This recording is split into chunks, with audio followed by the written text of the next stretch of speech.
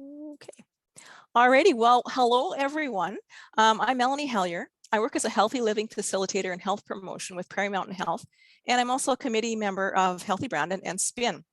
On behalf of Healthy Brandon, Healthy Together Now, Prairie Mountain Health, Mental Health Promotion, and SPIN, which is Suicide Prevention and Implementation Network, and the Manitoba Mood Disorders Association, I'd like to welcome you all to this Blue Monday event. Minus 26 tonight, I think, feels like minus 36. So I think it's not in person, but we're all on virtual. So we are very excited to have Paul Wesselmann join as our keynote presenter tonight. Before we get to that, though, I'd like to introduce you to our organizing committee. So we have Nikki Dean, and she's the chair of Healthy Brandon, and that's the local branch of the provincial funding entity Healthy Together Now, and that made this event possible. They provided the funding for tonight.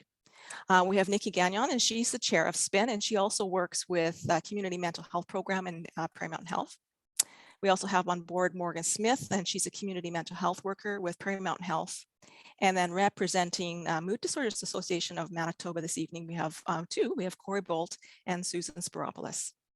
So many folks were wondering, why can't I turn my camera on? Participants' cameras are off right now. And so there's nothing wrong with your camera. That's just the way that we have it. And co-hosts and keynotes cameras are on. We have a lot of people registered this evening. And so that having the cameras off might help with connection problems and things like that. So Nikki Gagnon is going to start off the evening by giving us a brief history of Blue Monday and how it relates to the current mood in Manitoba. Thanks, Melanie.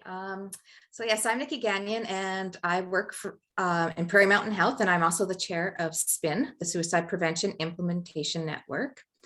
And we're here today to acknowledge Blue Monday. And we know that Blue Monday will prompt many important conversations regarding mental health issues.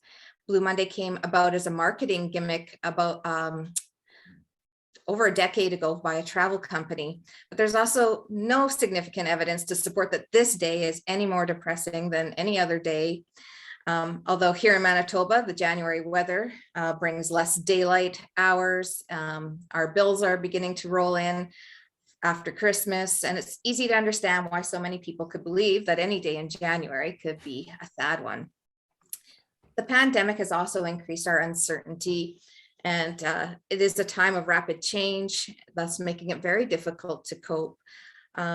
We are all experiencing difficulties from isolation or loss of connectedness, dealing with illness, losses over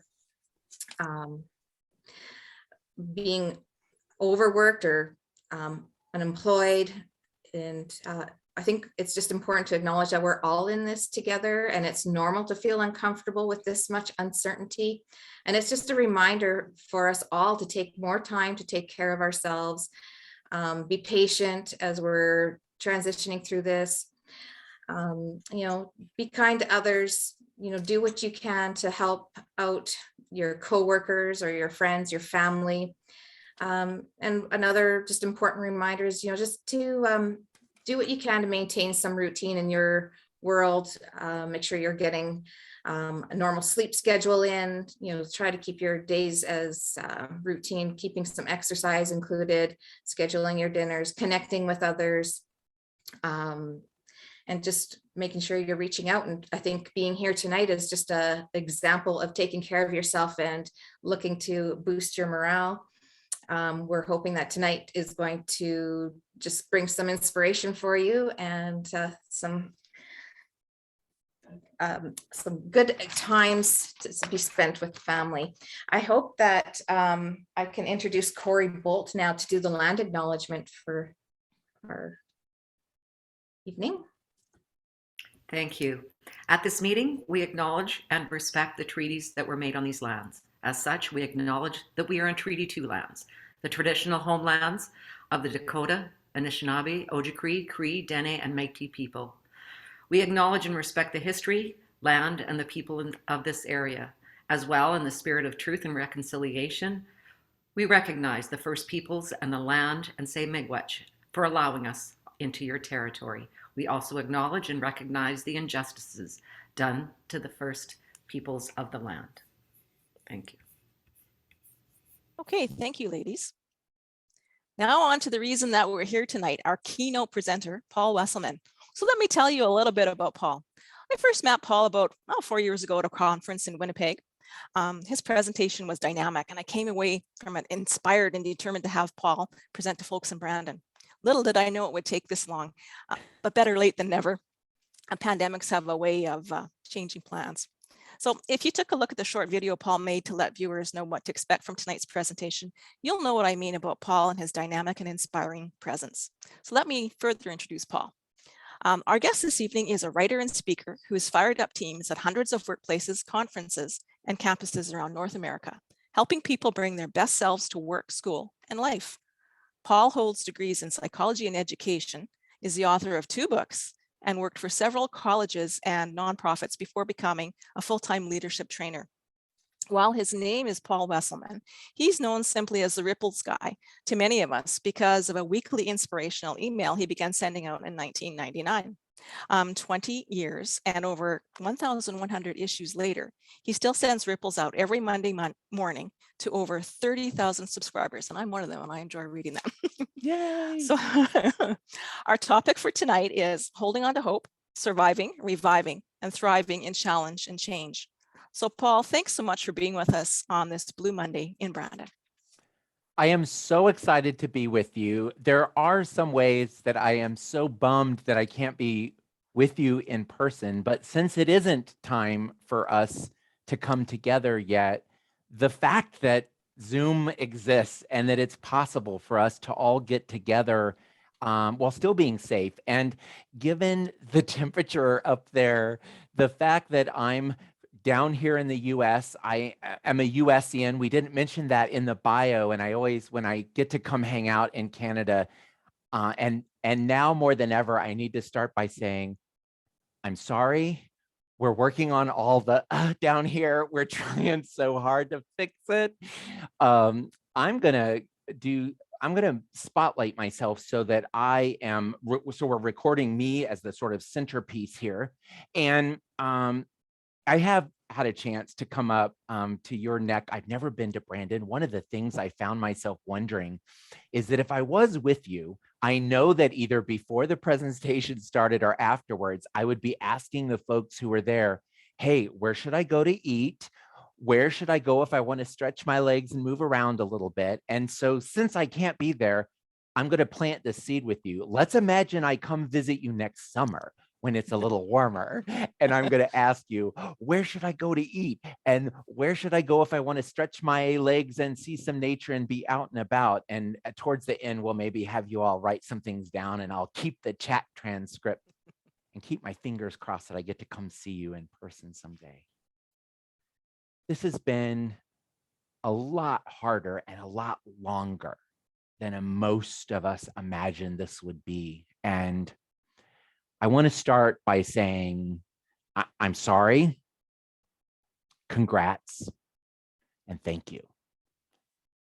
I'm sorry this is taking so long. And I don't mean I'm sorry as in it's my fault. I am saying I'm sorry in that this just never in my wildest dreams would still be so hard and so much uncertainty. And I also want to say congratulations that you made it to today. And I feel like the fact that this has been hard and this has been scary, and that some people that we know and care about did not make it to today, either because of the pandemic or because of life moving on and in some cases ending. The fact that we made it to today, and the harder that your life has been during COVID, before COVID, the more impressive it is that you made it to today. And finally, I want to say a huge thank you for showing up tonight. I feel like you're showing up for us, you're showing up for all the sponsors, and most importantly, you're showing up for yourself. What we have to share with you is a lot of information that did not exist in my head and heart and in presentations until we entered into the time of COVIDia. I'll start by asking you, How are you? And I mean, really, how are you? If you're taking notes tonight, if you've got a little scrap piece of paper, or if you're taking some notes on your computer, I'd love it if you would do me a favor and just on a scale of 1 to 10, 10 being really high and 1 being low, if I asked you what your mood and energy level is right now on a scale of 1 to 10, and I ask you to just jot that down. And I'm going to answer the same question myself. And then next to that or below it, I'm going to ask you to add something else. I'm going to ask you to think about the range, the lowest number you've regularly hit in the last few weeks, the last few months, and maybe the highest number that you've hit regularly in the last few weeks or last few months. And I'm going to answer that question honestly for myself. And I'm going to show you what I wrote down, because right now when I asked you that, I asked myself, on a scale of 1 to 10, how's your energy and mood? A solid 7 came to mind. And then when I asked myself, what's the lowest I've hit in the last couple of months on a regular basis? It's true that 3. I've hit 3 a lot more than I wish I would. And in terms of the highest number, I'm very glad to say that I've been operating at, at an 8 quite a bit. I'm a little surprised by those numbers in that I think before the time of COVID, I was somebody who normally hung out in the 7 to 9.5 or 10 range. And I certainly, one of the things that I will always remember about learning about myself in the time of COVID is, well, 2 things. Is one, that it was actually a Canadian that told me a couple weeks into COVID when she asked me how I was on a scale of 1 to 10. And I said, I'm an 8. And, I wish I was a 10. And she said to me, she says, Paul, 8 is the new 10. And it really helped me reset my expectations and thought about me being able to show up and give a good presentation. I didn't have to be at an 8, 9, or 10. I have been able to give really good, meaningful presentations when I was honestly at a 4 or 5. And the other thing I would love for us to see, and I'm assuming you are like me and that you've done a lot more Zooming in the time of COVID than you had before. I had never done Zoom beforehand.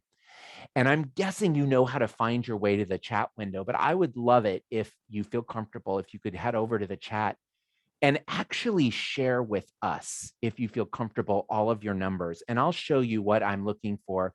I'm going to write down the number 7, and then in parentheses, I'm going to write 3-8 like I did on my piece of paper. And I'm wondering if a few dozen of you would feel comfortable putting your numbers in. And I ask that. If you don't feel comfortable, of course don't, but I ask you that to do a couple things, as I want to normalize the fact that we're sort of all over the place. And some people might be showing up tonight with a really high number, and plenty of people are maybe doing, I've seen the first couple people that chimed in were 6s, but then you'll really quickly see 7, 4, 5, 3.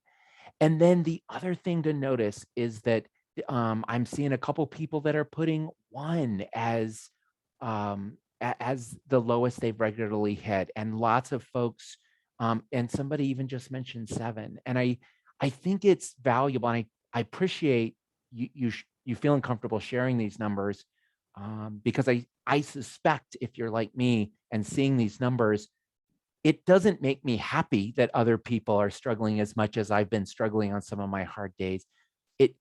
It makes me feel less alone. And I think knowing that a bunch of other folks who live in your community are also having some good days, some good moments, and also some hard ones, some sad ones or mad ones or bad ones. And I think there's some hope that we can offer you tonight. And before I dive in, I want you to notice that you you made it to here, and that you made it to now. I'd love it if you took a deep breath right now and just notice that you're alive.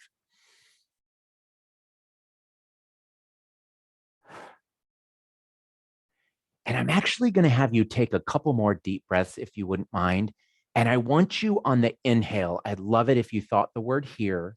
And then on the exhale, I'd love it if you thought the word now. Just do a couple of those.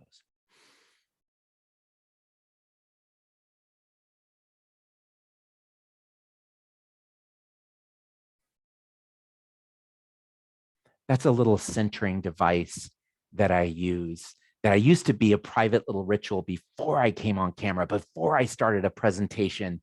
And then a couple times when I started presentations, I didn't actually have my best self going, and I hadn't done my here now. And I stopped a presentation.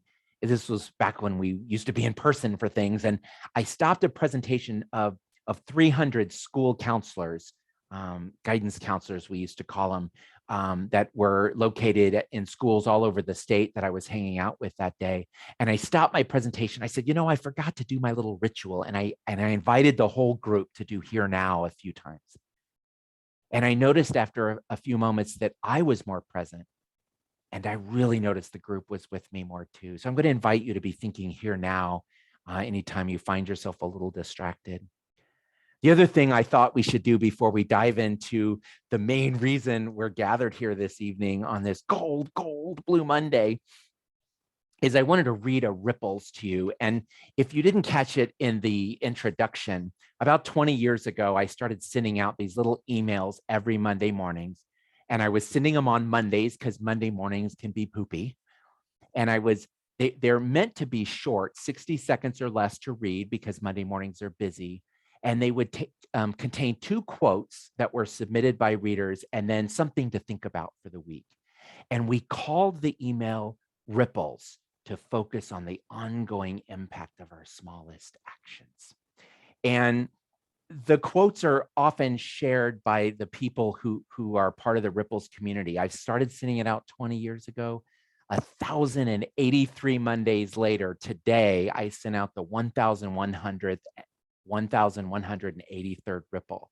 And it was called Feasting on Enoughness. And I wanted to share it with you really quick. 2 quotes, a pebble and a boulder, and then a ponder, something I read. And the pebble was very short. It was a simple sentence that is attributed as a Buddhist proverb. And it was shared by Holly in Phoenix, Arizona. And it says, enough is a feast. And the boulder is actually a little bit longer than usual. It was actually written by a Rippler after a presentation I gave in November to a bunch of people who are part of the Ripples community. And one of the topics, it was called Hope for the Holidays. And one of our quick topics was about drinking enough nog. Instead of eggnog, I was talking about sipping from the cup of enough nog so that we felt like we had enough. And Rob sent this long email that he said enoughness what seemed lacking in his life. And so he wrote this long thing in his journal and he sent it to me. I'm just going to read it to you. I am enough, he wrote, even when I don't feel like it, even when I don't believe it, even when I make mistakes. I am enough, he wrote, even when I don't have all the answers figured out, even when my dreams are more ambitious than my current capacity, even when others don't seem to respect me or care about me or love me. When necessary, I can do hard things. I can ask for help. I can learn to love myself and care for myself. And I can do these things because I'm enough. I can let my light shine into the world, even when it seems dim. I can summon the courage to go on another day. I can embrace my enoughness and encourage others to embrace theirs. And I can do all of this because I am enough. And in the ponder, the part that I wrote, I added, it took me a few weeks it took me a few weeks of reading this over and over and over before I figured out why I was so drawn to Rob's journal entry.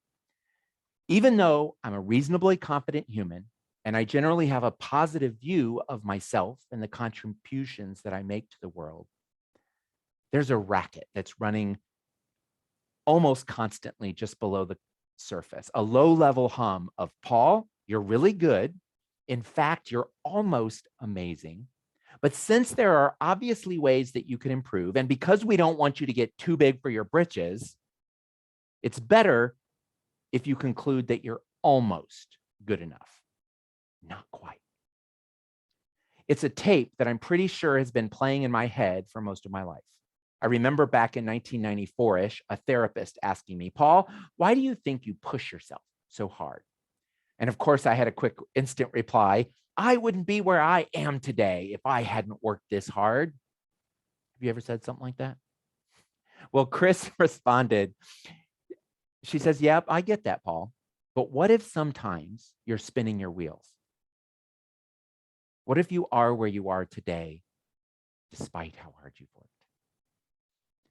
It's been almost 30 years since that conversation. And while I think I'm in a different place than I was, it's clear that I could use an extra helping of enough nog every once in a while. Who else, I asked, wants to sample from the buffet of enoughness? I hear it's a feast. I'm going to tell you, if you want to get the Ripples emails, we're going to have a really easy way for you to fill out a little form afterwards. But for now, I'd like to introduce you to this little sticker. You probably saw it in the picture of me, and if you watched the video, you saw it. This little sticker did not exist before the time of COVIDia started.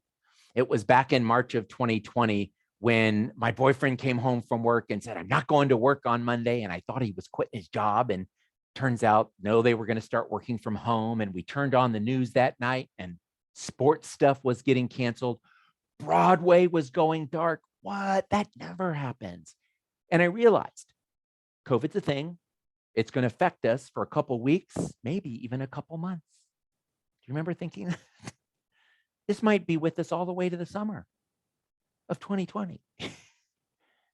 And so I knew that as somebody who had a bunch of people getting my weekly Ripples emails and a bunch of people following me on social media, that I needed to come together and come up with some ideas about how we can get through this together. And after one day of brainstorming, I was convinced that we got this. If we come together with curious minds and open hearts and calm spirits while we nurture our health.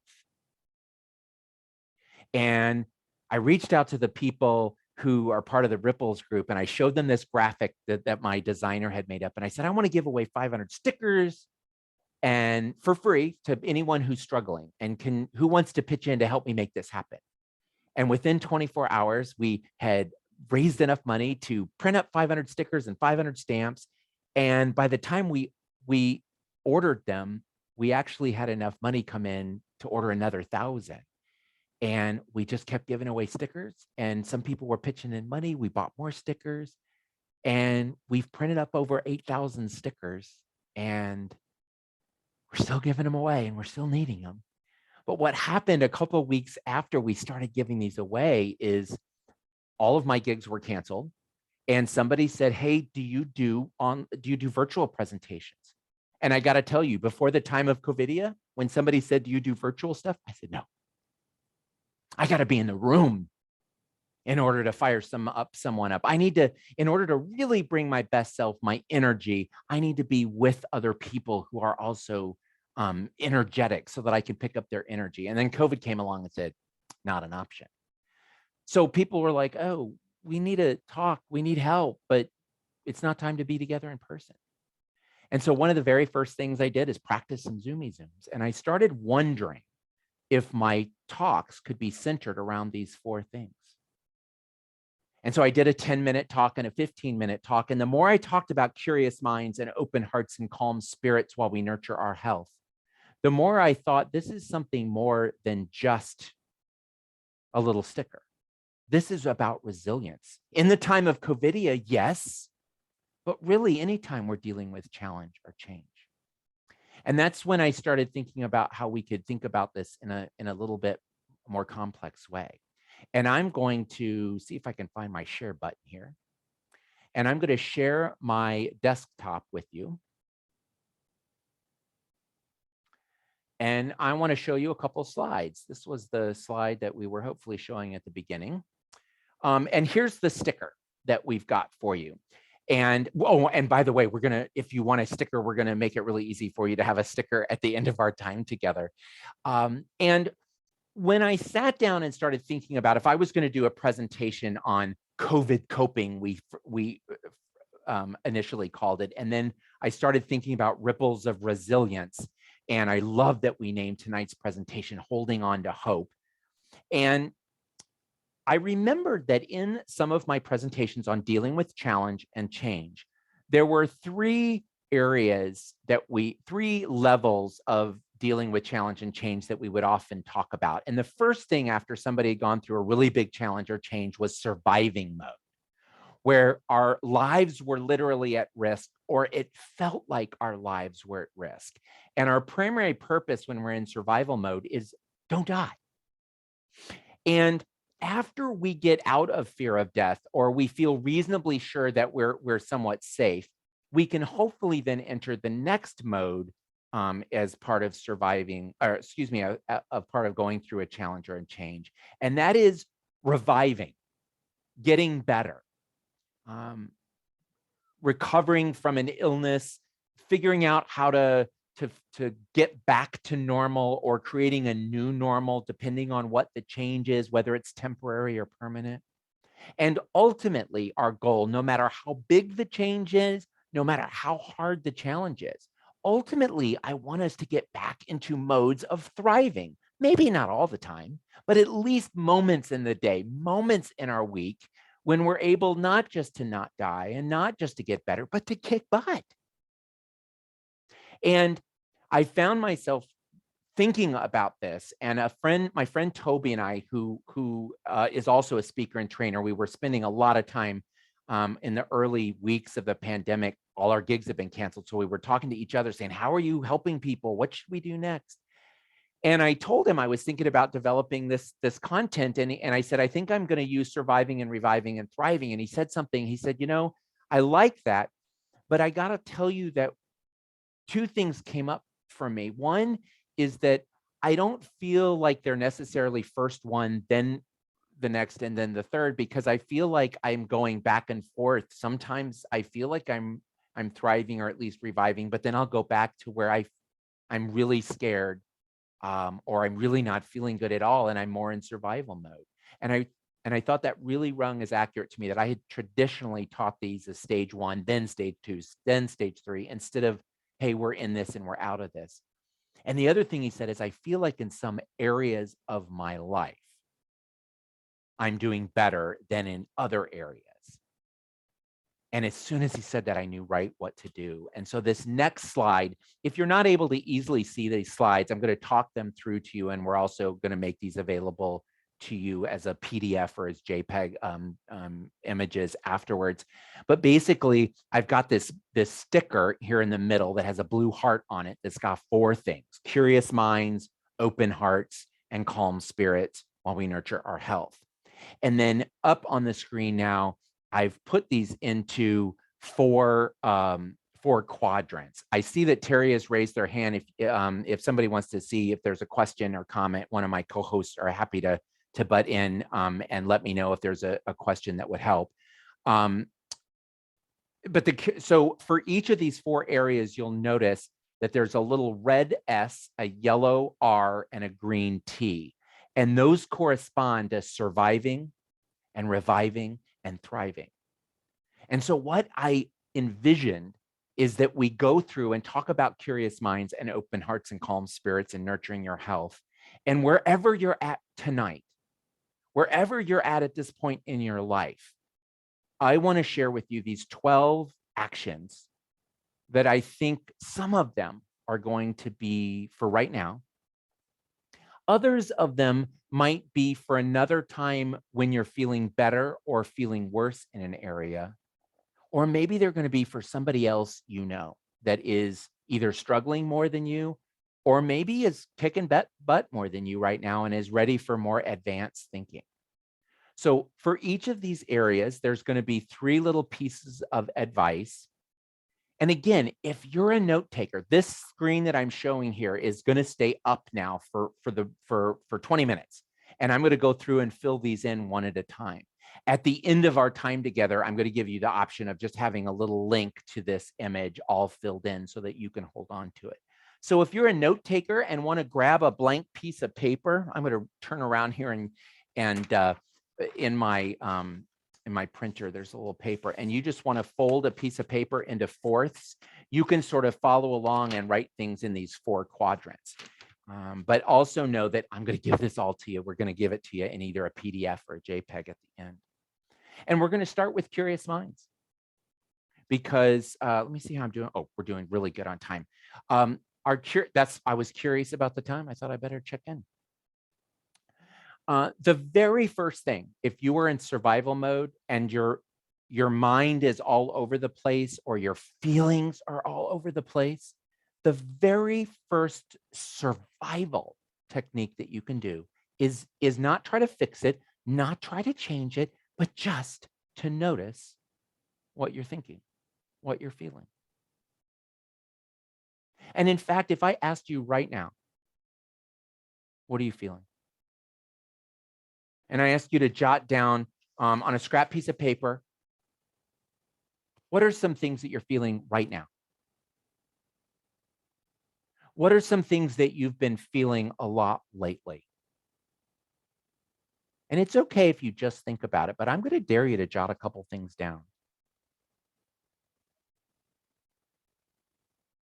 And I think it's okay if some of them are what you would describe as positive, fun, good feelings. And I think it's okay if some of them are ones that you wish you weren't having, things that you're struggling with. I wrote down immediately excited and scared. I'm also going to ask you, what have you been thinking about? What are you thinking about right now? What have you been thinking about a lot lately? Jot a couple down. And you get to decide for sure how much you want to participate. But again, it might be really powerful if some of you felt comfortable going over to the chat window and sharing with us, what are a couple things that you've been feeling a lot lately? Things that you are excited about feeling, things that you're frustrated that you're feeling, whatever it is. Or is there something you've been thinking about a lot lately that it just has been coming up a lot for you? And again, you're not, if you want to just sit there, that's okay. But I'd love it if a couple dozen of you headed over to the chat screen and typed down, what are some things you've been feeling a lot lately? What are some things you've been thinking about? There's power in noticing what it is, because every time you are able to label what you're thinking, identify what you're feeling, it actually creates a little bit of space between you and the thought, you and the feeling. There's a common, when we, in the English language, when we talk about emotions, we tend to say things like, I'm angry. It's actually more useful and I think more accurate to say, I am feeling anger. And the reason I think it's important to make that distinction is I'm not anger. I'm the person who's feeling the anger. Somebody wrote excited, nervous, scared, annoyed. Allison, thank you for sharing that. So annoyed. She at times feels annoyed. She's not actual annoyment. And anytime you're able to say, I am this, exhausted, always on the go. Thank you for sharing exhausted. You're not exhaustion. You're the person who's experiencing it. It creates a little bit of space. And there's this great quote that I love. A lot of people attribute it to Viktor Frankl. It's actually kind of sort of from Stephen Covey. It's a long story, but you might recognize this quote. In between stimulus and response, there's a space. And in that space is the power to choose our response. And in that response lies our growth and our freedom. My therapist used to read that to me every week before our session started. In between stimulus and response, there's a space. And in that space lies the power to choose our response. And in that response lies our growth and our freedom. And so just the act of being able to say, I feel this, it gives us a step back. And then you're no longer just a person who's annoyed. You're a person who's aware they're annoyed. And as soon as you're aware you're annoyed, you're also a person who is aware that they are annoyed. And as you create that more space, guess what that space gives you to do? It gives you more power to choose your response. Now, do you get to control your emotions and thoughts? I don't think so. I don't know if you're hearing these commercials in Canada, this app, BetterHelp. It's this app where you can get a therapist and an app, and it's an intriguing concept. In almost all the podcasts I'm listening to, it's being sponsored by this app. And they use the phrase, if you want to be able to control your emotions. And it tweaks me every single time because I don't think it's very easy to completely control what we're thinking or what we're feeling. However, when we get better at creating some space, just noticing, you do have the increasing capacity when you're ready to revive a little bit to be able to choose your focus. To say, I can't there's a lot going on right now. I'm going to focus on this little thing. I know there's a lot going on. I'm going to try to just see if I can focus on this one little piece. And our ability to choose, that's the part where we do have some control over, opens us up to the point where eventually we can get to the level where we can pivot to learning and growth. And this is the advanced piece of this. This is when you feel like you've got a handle on things. The idea, if you may have heard people talk about a growth mindset. There's this great research done about a fixed mindset versus a growth mindset. And everyone kind of spends some times in each, but a fixed mindset is where we tend to think that how we're doing in the world is based on how good we are right now. And if we do bad on a test, well, it's because we're not smart enough. And if we don't do as well on our workout, it's just because I'm not strong enough, or this is all I can do. A growth mind says, this is all I can do right now. I work a little bit harder. I learn a little bit more. I ask for help. Maybe I can grow, and next time I will do a little bit better. And if I still fail the test, well, then I haven't figured it out yet. One of the best ways to adopt a growth mindset is when you hear yourself say, I can't do something, to add yet. And it's not always possible to be in a thriving mindset with our curious minds. We're not always going to be in a growth mindset. Sometimes we're going to be afraid, we're going to be sad, we're going to be frustrated. And that's when you start with survival mode. All right, I'm having a lot of feels, I'm having lots of thoughts. Pause. Let's write them down. Let's say them out loud. Let's get some space between them. When we're ready, we can go from surviving to reviving by choosing a little bit which ones we want to focus on, ask for help, create some more space, take some steps, so that then when we're ready to thrive, we can pivot to a more growth mindset. We'll come around to these again one more time before we wrap up, but I want to keep us moving over to the open hearts. And this originally was about expressing compassion and kindness and generosity to other people. But when I said, what's the survival mode when people are really, really struggling? And before we can express compassion and kindness and generosity towards other people, we've got to be willing to show it to ourselves. And our very first step in opening our heart is to say, am I actually showing myself compassion and kindness and generosity? When we're ready, when we feel like we've got it in us, the next step, the reviving energy, is to extend it out to our loved ones, to the people it is easy for us to love and like and trust and respect, and make sure that we're showing them compassion and kindness and generosity, cutting them some slack, because a lot more people are having a lot more bad days these days because life is hard. When you survive and you can show this inward, and when you revive and show this outward to the people that you care about, the thriving energy is for you to be able to extend this out to everyone broadly. I want to share with you the hand washing meditation. The first few weeks of lockdown here, everyone was telling us you got to wash your hands for 20 seconds. And the thing was sing happy birthday twice, and then that's 20 seconds. And I was saying to my friend Toby on one of our calls, I hate happy birthday. I'm getting to the point where I never want to sing happy birthday again. And he said, all right, we need to come up with something else. And we spent 3.5 hours coming up with what we call the hand washing meditation. Right now, I'm doing the best I can. Sometimes my best may not seem good enough. For now, my best is the best I got. And then the second stanza was, right now, other people are doing the best they can. Sometimes their best may not seem good enough, but for now, their best is the best they've got. And the final stanza is, right now, we are all doing the best we can. Right now, sometimes our best may not seem good enough, but for now, our best is the best we've got. And let me pause really quick and open up my screen. I meant to get ready to paste this beforehand, but I want to paste both the quote that I used before and also that hand washing meditation into the chat window.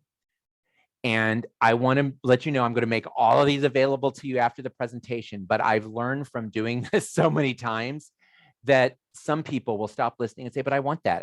I want to write that down. I didn't get it all down. So there, it's in the chat window for you to scribble down, and we'll make it available to you at the end also. We got that and that, and that. So our next stop is to talk about calm spirits, but I thought it might be useful if we took a quick stretch break, because I know I've been sitting here a while and I feel like I could use a little stretch break. So it's only going to be 30 seconds. And I'm going to invite you, if you want, to just stand up and stretch really good. I'm getting down on my knees just because I don't want to stand up right in front of the camera. But if I stand up way back here and give a stretch, I know that it's going to help me finish a little bit stronger. Oh, yes, that definitely feels better. So keep stretching if you need to. But I'm going to come back to my computer and say, and actually, when you come back, do me a favor and do a couple here nows, because that's where we're talking about calming our spirit when we need to. And the survival energy, the survival mode when we're really struggling and we're not calm, is to do something to find our center. Take a couple deep breaths and think here now a few times. Just even taking a couple deep breaths can make a difference. Add something centering, like a here now, or a prayer, a line of scripture, or some book that is sacred to you, a passage from there, or a quote or a poem, a saying from a person that you believe to be holy or wise. It can help us find our center.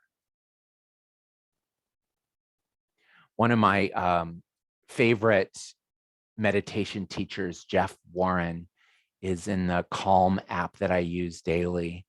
And one of the things that he has helped me remember about mindfulness activities like meditation is that it's not if your mind wanders.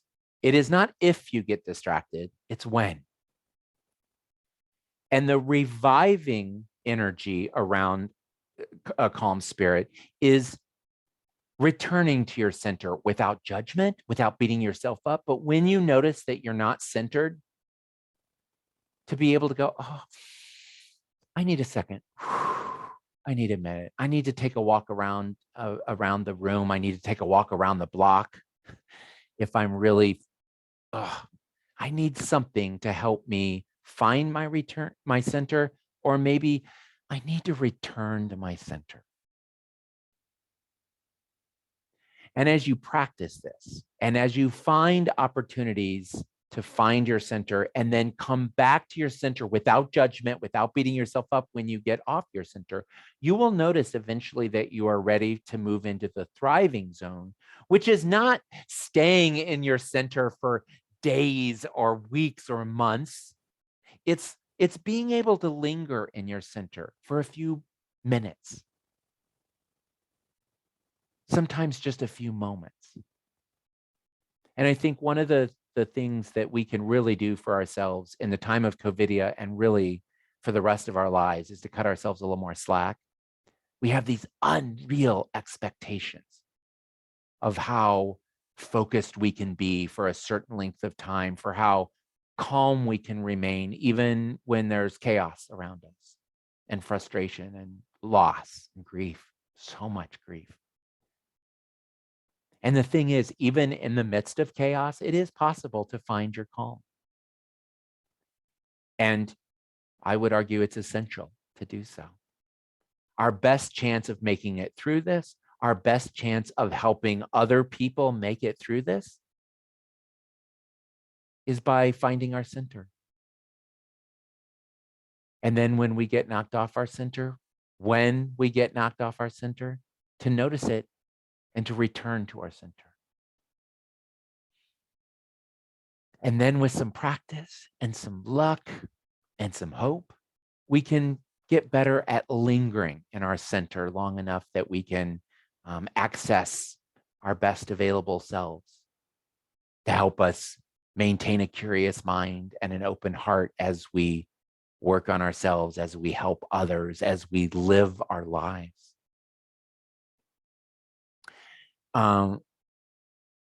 There's a little, I think I do want to show you really quick. We're doing okay on time. This is going to seem like a tangent, but it's not. There's an activity I do in my presentations where at this point, around this point in a presentation, when it's about 2/3 of the way through, I would get these little cards out. They're called ripples cards that have a bunch of little inspirational quotes on them. And I'd hand everyone a card and I'd say, you're about to get a message that you're supposed to get at this point in your life. I bet Melanie remembers this. I remember when I was with you all, I gave everyone a little envelope, and inside the envelope was a little card, and they weren't allowed to open it right away. They had to hold on to it for a while. And then when it was about time to open it, I said, not yet. You've got to switch cards because the card you're holding isn't for you. It's for somebody near you. And the idea was that they were about to get one of 30 inspirational quote cards. And the suggestion was that it wasn't coming from me, that it was either if they believed that things happen for a reason, if they believed in God, I wanted them to imagine this was a message from a higher power. If they didn't believe in God or a higher power, it was a message from the universe.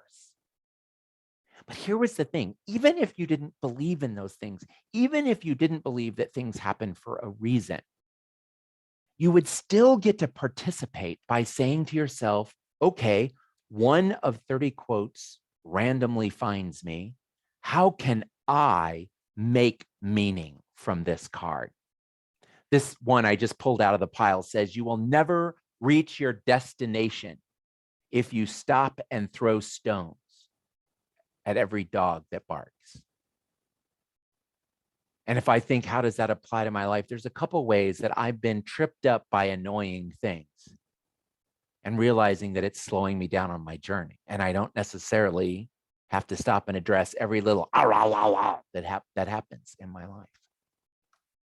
So I want you to get a quote right now. And I've got this thing called the quote pond that doesn't have 30 quotes in it. Oh no, it has 4,000 quotes that we've used in ripples and the daily splashes and the weekly ripples. And what you do, if you can make your way over to the chat window, you'll see a little link that says 2rpl.me. That's supposed to be like short for to ripple me. And if you click on it, you'll see a big pile of rocks. But if you're on your computer, if you notice you put your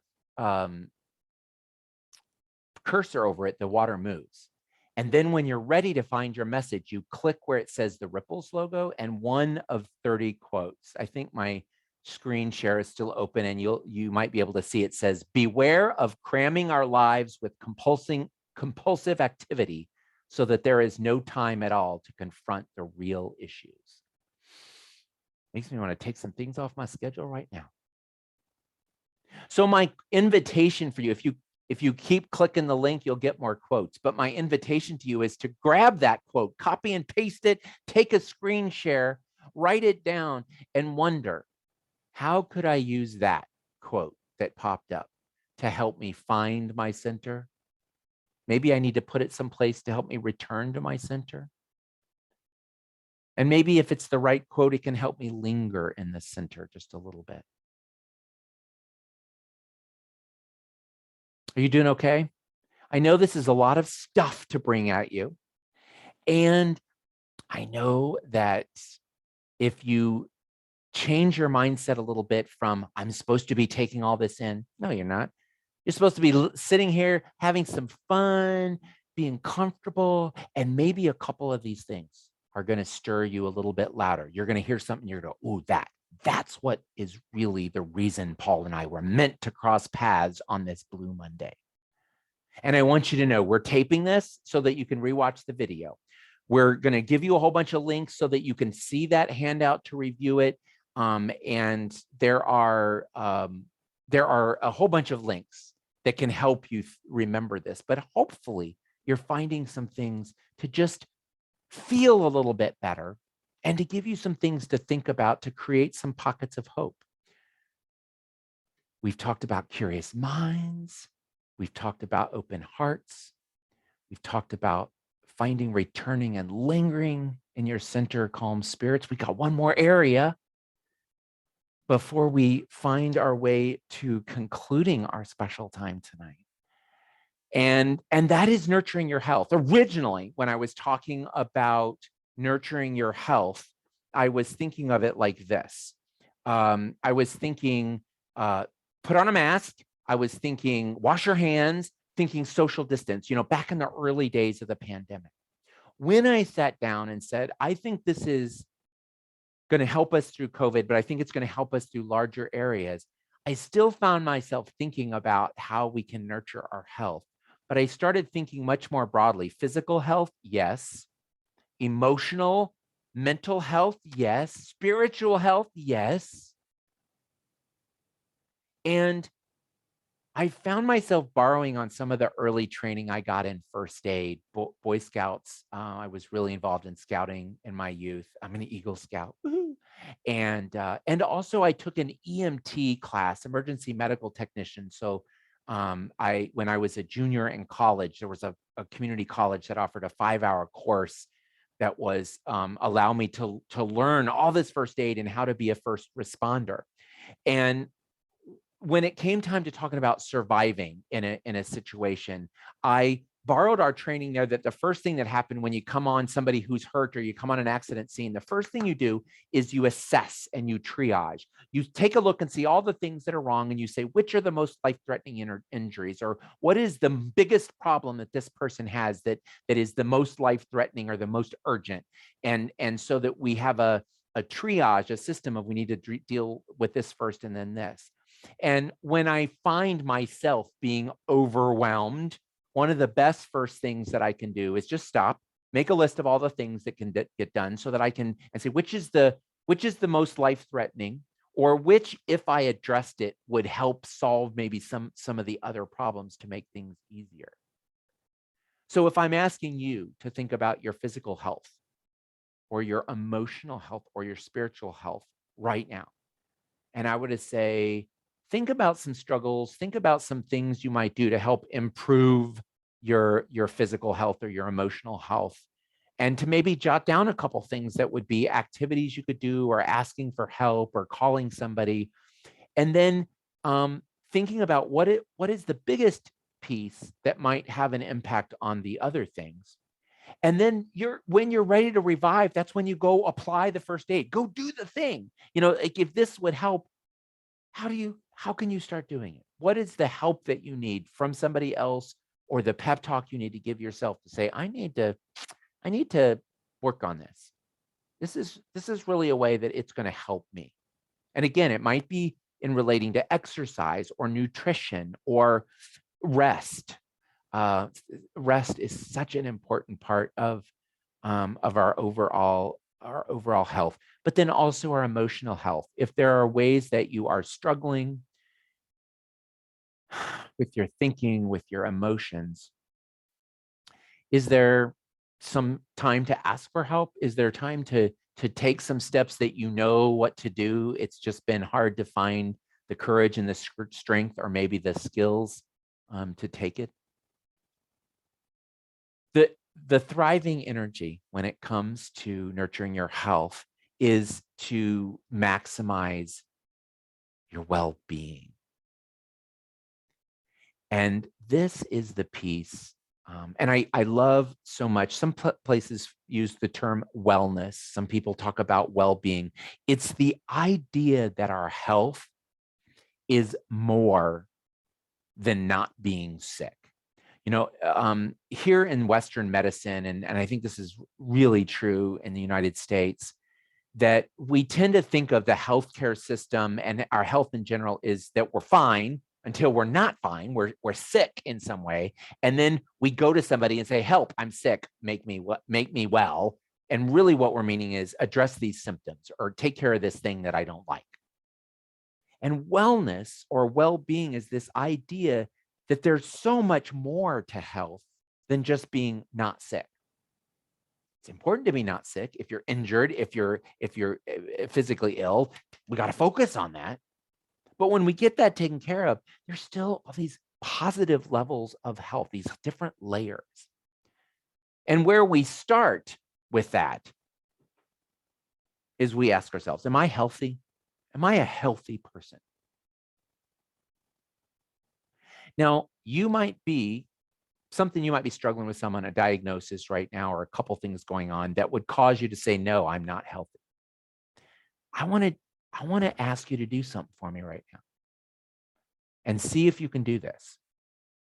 Take a breath. Take a breath. Do it here now, right now.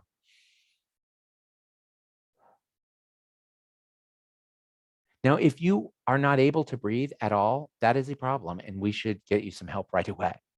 If you were able to breathe, you have health. You have some health in you. Could you be healthier than what you are right now? Oh, I'm sure. It's quite possible. And you might be dealing with some very significant physical challenges. I'm not trying to minimize that. I'm trying to get you to realize I have health. I have some healthiness right now. And the reason I think it's important to do that is when we try to imagine health as something that's out there that I don't have, it's hard for us to get started on that journey. But if we notice I can breathe, there's a couple things I know I can do physically that maybe I didn't used to be able to do. I've got some healthiness to me. I want more health. It helps.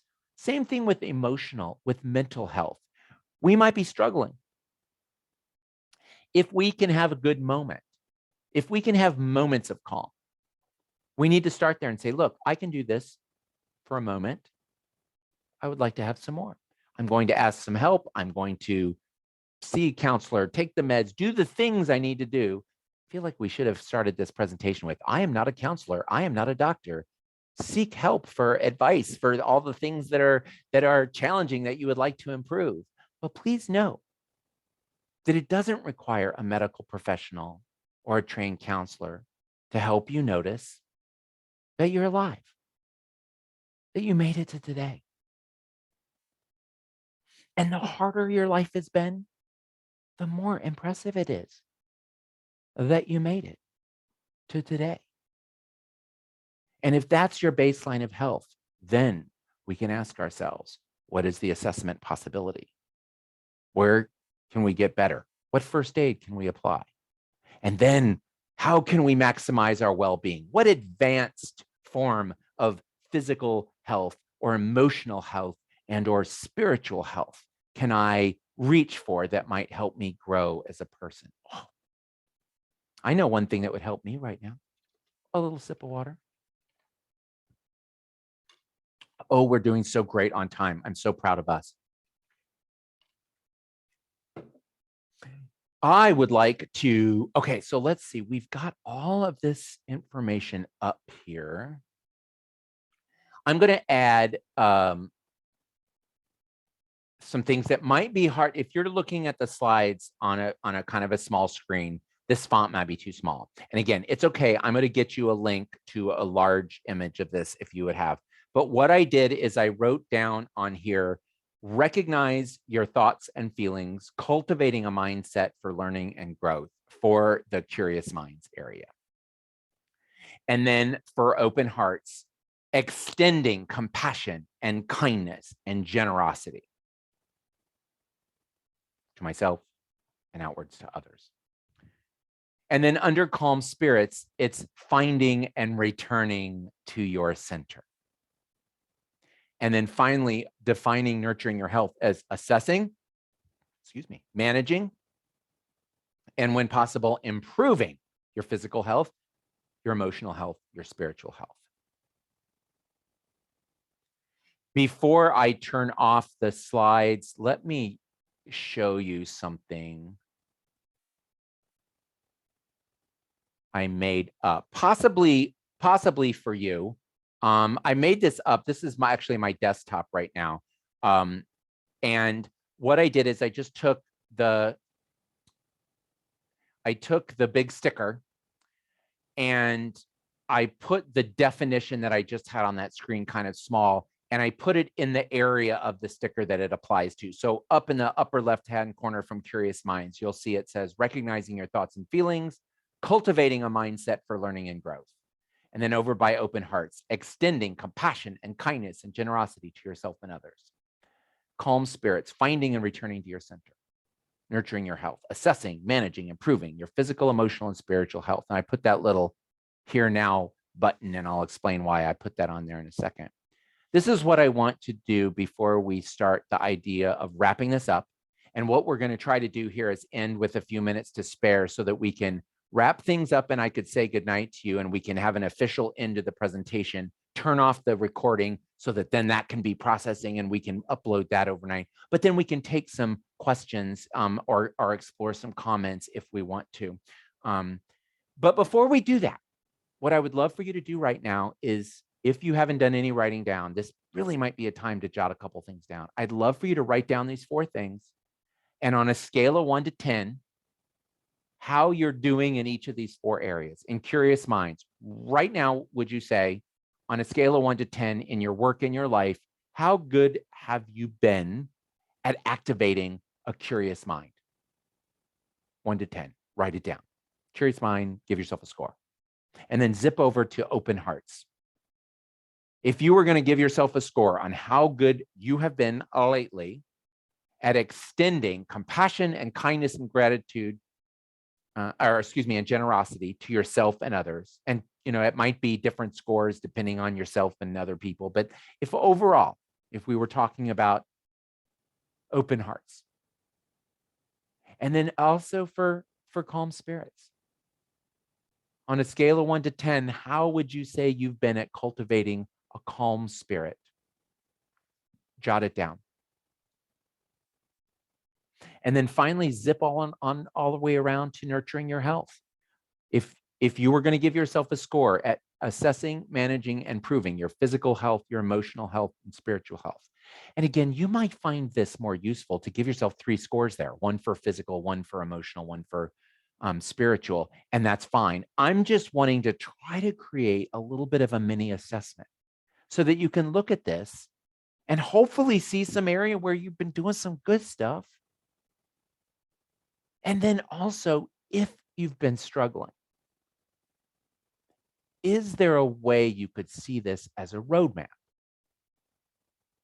that might help you think about this just a little bit? And again, Corey just jotted down, if you would like, if it would help you to put your scores down in the chat window, and right, Susie did it great, just 7877. So that's your Curious Mind, Open Heart, Calm Spirits, Nurture Your Health. If you'd like to share some of those, and that would help me get a sense of where people are at and how people are doing. That's fantastic. The other thing I'll do, and then I'm going to come back to the screen so you can see my face for a couple moments before we see what questions or comments you'd like to make, is this little sticker that says you made it to today. And what these ended up being 3 stickers that we've made up over the last couple years. And the sponsors, when they were coming together to create this program for this evening, we didn't just want you to have some time with Uncle Paul, the Ripples guy. We really wanted you to have some specific things to come away from this. And so my understanding is we've been able to pull together a whole bunch of interesting resources for the people, for you. And it sounds like they've created so much that we're going to have them at places that you can stop by to pick them up. But I want you to know that in your little resource kit that you're each going to be able to get, it's going to be these three stickers, so that hopefully you can remember some of what we explored tonight. And before I've got one more thing I want to read to you before some of you will need to jump back in to your busy lives. But before we do that, I want to get us back and stop sharing my screen here. But I do want to take a second to point out that a number of organizations in your community sponsored this. And so many of them, it's just clear from their name, are focused on trying to offer support and services to help you with your curious mind and your open heart and your calm spirit while you nurture your health. And I want you to know that it's been so clear from me, even though I didn't get to come to Brandon, the time and energy and passion that these organizations have put into making this event possible, but also collecting all these resources to be there for you. There's some people that really care about you. And sometimes it's hard for us to care about ourselves because we're struggling. And I want you to know that I believe so strongly that these folks are creating resources that have real possibility, not to fix everything. Just like this sticker can't fix everything. This sticker can't actually fix much of anything. But the idea here is that we can find our way back to hope, which we'll talk about here at the end. And so with that, I want to do a couple things here. Let me close that screen. So I really honestly made up that screen that I showed you from my own desktop because I find it helpful to have a visual of my sort of notes on the screen. And then I thought somebody might want this for their desktop. So what I've done is I've created a bunch of links for you that I'm going to send you. If you registered for this in whatever email you gave us, tomorrow morning, I'm going to send you a copy of the video link so that you can watch it on the YouTubes. And I'm going to give you all of these links to this. But a really important link that we need to make sure to get you right away, so I'm going to give it to you right now, is I need to, sorry, I'm not as smooth about this as I wish. And I'm an extrovert, so I have to describe it the whole time. So this link will take you to a Google form. And you'll see on my screen, I think it says Blue Monday and Brandon eval and follow up. That little link is going to just ask you a bunch of questions. How was this? Da, da, da, da, da, and it's offer to get you some stickers. And you're just going to share your name, your address, and then you're going to decide with your email address, would you like to get Paul's Ripples? If you check yes, I'll add you to the Ripples list. 1 email every Monday, no spam, no marketing. Unsubscribe link is in every Ripples that I put out. If you click no thanks, I will not be adding you to the Ripples. We also put a question on the survey that says, would you like these other organizations to give you updates on other programs like this? If you click yes, we will share your email address with the organizations, and they will be very good with it. They've assured me they're not going to spam you. You're going to be put on very special occasional updates about things. And then how to unsubscribe will be in those emails. And if you click no, we will not share that with you. And then they will be in contact with you and where you can pick up your little resource kit. So that I wanted to share with you. And then really quickly, let me give you a couple more links. Oh, Susan, you're so sweet. You are amazing. Thanks so much. Stay safe. Awesome. I'm going to read one more thing before we end. So don't run away just yet if you have a minute. I want to share one more thing with you, but I want to put these links. That Ripley Resources is just a Google Doc that has a whole bunch of links in it. And then I put this together quickly, and hopefully these Dropbox links will work for you. And again, I will send these to you tomorrow. But what I just put in the chat window is JPEG versions of all of the slides that I showed you, but then also a PDF that has them all in one document. And then that last one is just the desktop JPEG, so that if you wanted to put this up on your as your desktop background or just somewhere that you could look at it, I'd sure love for you to do that. But with that, I wanted to close out the screen part of this, because I know that when I Zoom, I like to be able to see people, and I wanted us to end our time together with you not looking at a slide. And I wanted to share one more thing with you, and then Melanie, I might have you come back on to formally close our program, and I'll hit stop record. But then I'm not going anywhere for a few minutes. I am so happy to stick around if people either want to say something or ask something in the chat window, and we'll even turn it so if you want to put your video on or your audio, you can. But I had one more thing I wanted to share with you. About 7-8 years ago, somebody who on the Ripples newsletters I send out, shared a really powerful, I called it a poem. It turns out it was a piece of a letter that one of Darcy's friends had written.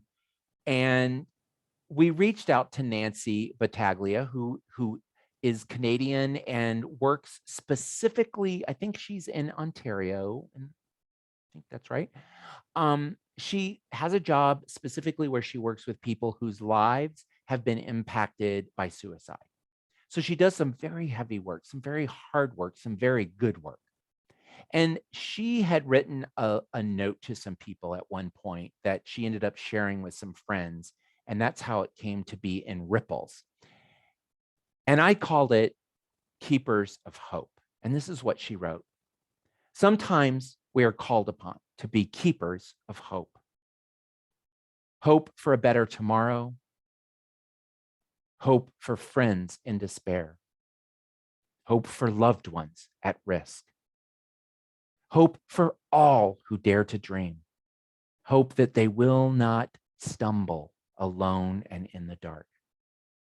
For all those with whom we connect, the best way that we can nurture them is to listen with a heart that is open and to offer hope.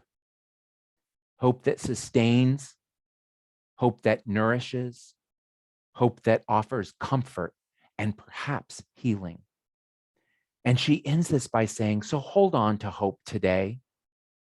And if it is too hard for you to do, ask someone, anyone, to hold it for you.